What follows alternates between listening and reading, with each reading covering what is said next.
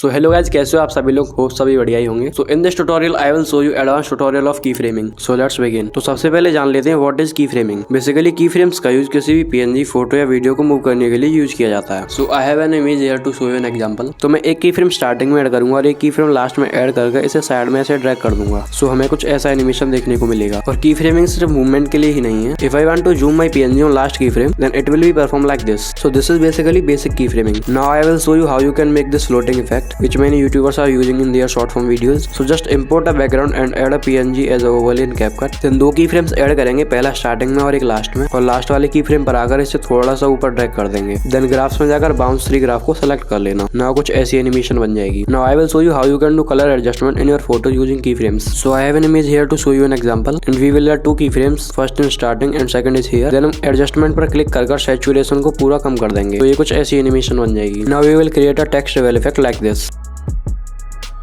तो सबसे पहले कोई भी टेक्स्ट इमेज क्रिएट कर लेना। You can use PicsArt for this and click on splash and select lighten. Then हम मास्क पर क्लिक करके हॉरिजॉन्टल को सेलेक्ट कर लेंगे। देन एक की फ्रेम ऐड करेंगे और इसे पूरा हाइड कर देंगे। देन इस पर्सन की मूवमेंट के साथ साथ हम इसे थोड़ा थोड़ा स्लाइड करते जाएंगे with the help of key framing and your text reveal effect is ready. Let me show you how you can create 3D video like this. So guys I can do voice over for this because I will add too much key frames and graphs and that is really hard to explain you on every key frame और every point. So just watch this video carefully and thank you so much for watching this video till and. Hope you like this video and अगर इस channel पर पहली बार visit कर रहे हो तो channel को सब्सक्राइब कर लेना, क्योंकि मैं ऐसे ही एडिटिंग से रिलेटेड वीडियोस लाता रहूंगा।